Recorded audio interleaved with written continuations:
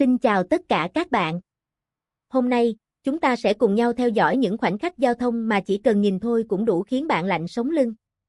Những cú vượt ẩu thiếu suy nghĩ, những giây ngủ gật tưởng như vô hại, và cả những tình huống không ai ngờ tới, tất cả đều gói gọn trong video này. Hãy cùng tôi trải qua hành trình 10 phút đầy căng thẳng nhưng cũng rất thực tế, để mỗi chúng ta có thể rút ra bài học cho riêng mình. Bây giờ, hãy cùng bắt đầu với câu chuyện đầu tiên. Trong khoảnh khắc mọi thứ còn đang rất bình thường, chỉ một tiếng nổ cũng đủ biến cả con đường thành nơi hỗn loạn. Chiếc xe tải màu xanh ngọc đang chạy ổn định ở vận tốc gần 90 km/h, tài xế có lẽ cũng không hề nghi ngờ rằng vài giây nữa thôi, anh sẽ đối mặt với một trong những tình huống nguy hiểm nhất đời lái xe. Một tiếng đoàng vang lên như vụ nổ nhỏ. Lốp sau của xe tải vỡ tung, các mảnh cao su bắn ngược về phía những xe đang chạy sau. Bị mất cân bằng, phần đuôi xe quăng mạnh sang một bên. Thùng hàng chao đảo dữ dội, còn chiếc xe thì trượt dài trên mặt đường, bánh xe rít lên từng hồi như tiếng hét cảnh báo.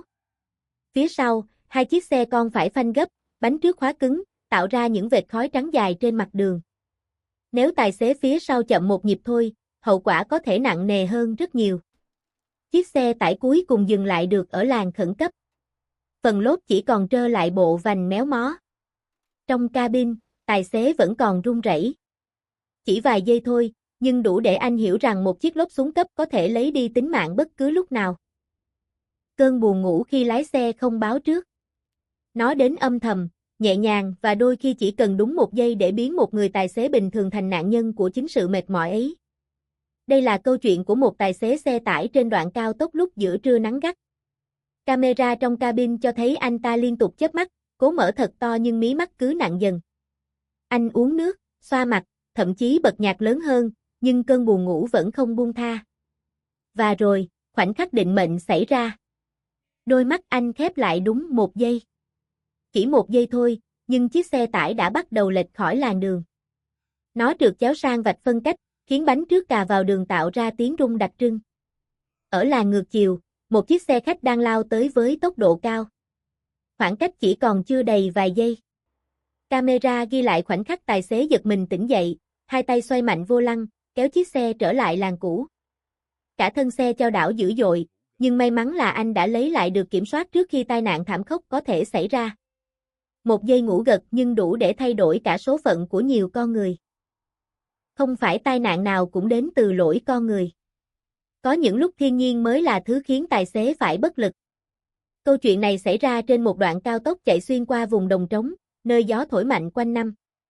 Chiếc xe tải thùng cao màu trắng đang di chuyển ổn định. Nhưng từ camera xe phía sau, ta có thể thấy rõ thùng xe liên tục rung lắc, một dấu hiệu cho thấy gió đang quật mạnh vào mặt bên của xe. Tài xế vẫn cố giữ tốc độ khoảng 70 km/h, có lẽ anh tin rằng mình có thể kiểm soát được tình hình. Nhưng chỉ vài giây sau, một luồng gió cực mạnh thổi ngang, cuốn theo bụi cát bay mù mịt. Thùng xe nghiêng sang phải gần 15 độ. Tài xế lập tức xoay vô lăng để giữ thăng bằng. Tuy nhiên, thiên nhiên dường như không muốn dừng lại. Một cơn gió thứ hai, mạnh hơn cả trước, ập đến trong khoảnh khắc. Cả chiếc xe nghiêng thêm, bánh xe bên phải nhấc khỏi mặt đường. Đến lúc đó, dù tay lái có cứng cỡ nào cũng không thể cứu được tình thế. Chiếc xe nặng hàng tấn đổ sập xuống mặt đường như một khối thép khổng lồ, tạo ra tiếng rầm vang vọng.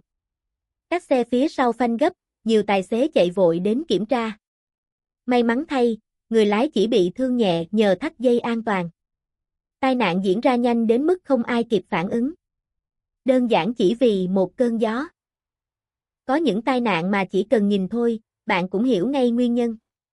Và tình huống ở ngã tư này là một ví dụ điển hình. Ngã tư rộng, tầm nhìn thoáng, và biển báo đường ưu tiên được đặt rất rõ ràng, phương tiện từ hướng đông được quyền đi trước. Nhưng chiếc xe tải màu đen từ hướng bắc dường như không quan tâm. Anh ta lao vào ngã tư với tốc độ gần 60 km/h, không giảm ga, không quan sát kỹ. Trong khi đó, chiếc xe tải màu xanh dương từ hướng ưu tiên đang tiến đến với tốc độ trung bình, đúng quy định. Khi tài xế xe xanh phát hiện xe đen không có dấu hiệu dừng lại, anh hoảng hốt đạp phanh, nhưng tất cả đã quá muộn. Cú tông xảy ra cực mạnh.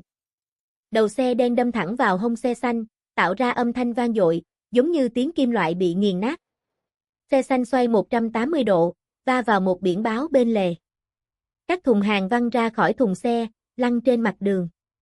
Một vài người đi xe máy gần đó phải nhảy xuống vệ đường tránh mảnh vỡ. May mắn là cả hai tài xế đều thắt dây an toàn nên không bị thương nặng. Nhưng chỉ cần một trong hai đi nhanh hơn vài km/h, hậu quả sẽ còn nghiêm trọng hơn nữa. Một lần thiếu quan sát, một lần không chịu nhường và tai nạn là điều không thể tránh khỏi. Có những khoảnh khắc mà chỉ cần chậm lại đúng một nhịp thở thôi, mọi thứ đã có thể biến thành thảm kịch. Chiếc hatchback cũ kỹ đang băng qua đoạn đường ray vốn gập ghềnh và xuống cấp. Từ camera hành trình phía sau, ta thấy bánh sau bên phải của nó lắc mạnh bất thường. Và rồi, trong một khoảnh khắc không ai ngờ tới, bánh xe rơi hẳn ra, lăn sang vệ đường. Chiếc xe nghiêng mạnh sang một bên, gầm xe cà xuống mặt đường phát ra tiếng rít kim loại rất chói tai. Tài xế hoảng loạn mở cửa bước ra nhưng lại đứng chết lặng vì không biết phải làm gì. Đúng lúc đó, từ phía xa, tiếng còi tàu bắt đầu vang lên âm thanh kéo dài, rền rĩ, báo hiệu đoàn tàu đang tiến đến với tốc độ cao. Thấy tình hình nguy cấp, hai người đàn ông gần đó lập tức lao tới. Một người hét lớn, đẩy ra khỏi ray ngay. Họ cùng nhau nâng phần đuôi xe đang bị cạ xuống đất, người còn lại đẩy toàn lực về phía trước. Chiếc xe nhích từng chút một. Bánh xe bên trái xoay cà lạch nhưng vẫn cố di chuyển. Và rồi, chỉ vài giây trước khi đoàn tàu ầm ầm lao qua, chiếc xe được đẩy khỏi đường ray. Gió từ đoàn tàu thổi tung bụi đất và lật cả vạt áo của những người vừa cứu mạng tài xế. Nếu chậm thêm 2 giây, kết thúc đã hoàn toàn khác. Một bài học quá rõ ràng, xe cũ không bảo dưỡng là cái bẫy chết người.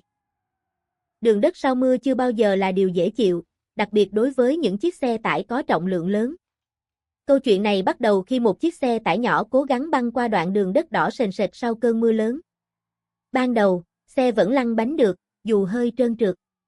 Nhưng chỉ sau vài mét, bánh trước bên phải bất ngờ chìm sâu xuống vũng bùn như thể có ai đó kéo nó xuống. Tài xế thử nhấn ga để thoát ra, nhưng điều đó chỉ khiến tình hình tệ hơn. Bánh xe quay tít, bùn bắn lên khắp thân xe và cửa kính, nhưng chiếc xe càng lúc càng lún sâu hơn, đến mức toàn bộ phần gầm bị bùn nuốt gần hết. Tiếng động cơ gào lên trong vô vọng. Một đội cứu hộ địa phương được gọi đến.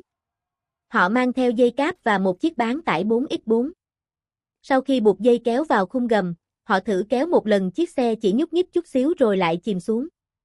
Họ phải đào bớt bùn, lót ván gỗ, rồi kéo thêm 2 lần nữa, chiếc xe mới chịu trồi lên khỏi cái bẫy tự nhiên đó. Khi thoát ra, toàn thân xe phủ một lớp bùn dày đến mức gần như không nhận ra được màu sơn ban đầu. Nếu tài xế không cẩn thận, chỉ một đoạn đường bùn thôi cũng đủ khiến cả ngày làm việc bị chôn vùi. Giờ tan tầm trên cao tốc luôn là khoảng thời gian dễ xảy ra tai nạn nhất. Lượng xe đông, tốc độ cao và tầm quan sát thường bị che khuất. Và điều gì đến đã đến trong đoạn video này. Xe cảnh sát chạy đầu đoàn phương tiện bất ngờ phanh gấp ngay giữa làn. Không có bất kỳ tín hiệu cảnh báo sớm nào. Chiếc xe đang đi sát phía sau chỉ kịp đạp phanh trong tình trạng hoảng loạn, khiến xe chúi mạnh về phía trước. Nhưng may mắn là nó dừng lại được, ngay sát đuôi xe cảnh sát. Thế nhưng chiếc SUV phía sau lại không may mắn như vậy. Bị khuất tầm nhìn bởi xe sedan, tài xế SUV chỉ nhận ra sự cố khi đã quá gần. Anh đánh lái né sang trái nhưng vẫn tông mạnh vào đuôi sedan, tạo ra cú va chạm cực lớn. Lực va khiến sedan va tiếp vào xe cảnh sát và làm cả 3 xe bật lên rồi hạ xuống mặt đường. Những mảnh vỡ nhựa, kính và kim loại bay tung tóe khắp mặt đường. Các xe phía sau phải phanh gấp hàng loạt để tránh dồn toa thêm. Một khoảnh khắc mất kiểm soát ở xe dẫn đầu, và hậu quả lan truyền theo từng phương tiện phía sau. Đó là lý do vì sao giữ khoảng cách an toàn luôn là quy tắc vàng trên mọi cung đường. Không phải lúc nào người gặp nạn cũng kịp xử lý. Có những khoảnh khắc mà tất cả đều chỉ còn biết đứng nhìn, cho tới khi một ai đó xuất hiện đúng lúc. Câu chuyện này xảy ra vào một buổi trưa nắng, khi chiếc xe bán tải màu bạc dừng bên vệ đường vì có mùi khét từ khoang máy. Ban đầu, chỉ là một làn khói mỏng. Nhưng khi tài xế mở nắp capo lên, ngọn lửa bùng lên dữ dội, lan nhanh sang các ống dẫn và dây điện. Trong chưa đầy 10 giây, toàn bộ phần đầu xe đã chìm trong lửa, ánh sáng cam rực hắt lên cả con đường. Khói đen bốc cao gần 5 mét, khiến những người đi đường chỉ dám đứng từ xa. Đúng lúc tài xế gần như tuyệt vọng, một chiếc xe chở chất thải công nghiệp chạy ngang. Người tài xế trên xe lập tức hiểu chuyện. Anh dừng xe, kéo vòi phun áp lực cao chuyên dùng để rửa thùng chứa, và không chần chừ một giây nào, anh nhắm thẳng vào ngọn lửa. Luồng nước mạnh như búa đập xé tan phần ngọn lửa đang cháy ngùn ngụt. Chỉ trong 10 giây, toàn bộ đám cháy được dập tắt hoàn toàn. Khói trắng bốc lên thay cho khói đen đặc khi nãy. Không có thương vong, không có vụ nổ nào xảy ra. Chỉ có một cái bắt tay và lời cảm ơn từ người tài xế may mắn được cứu. Đôi khi, chỉ một hành động dũng cảm đúng lúc có thể cứu cả một mạng người. Những tình huống mà chúng ta vừa theo dõi không chỉ là những khoảnh khắc thót tim, mà còn là những bài học đắt giá cho tất cả những ai tham gia giao thông. Chỉ một giây liều lĩnh, một cú vượt sai chỗ, hay một khoảnh khắc buồn ngủ đều có thể dẫn đến hậu quả không thể đảo ngược. Hy vọng sau khi xem video này, mỗi chúng ta sẽ cẩn trọng hơn, tỉnh táo hơn và ý thức hơn khi ngồi sau vô lăng. Nếu bạn thấy video hữu ích, đừng quên like, đăng ký kênh và chia sẻ để lan tỏa những thông điệp an toàn đến nhiều người hơn.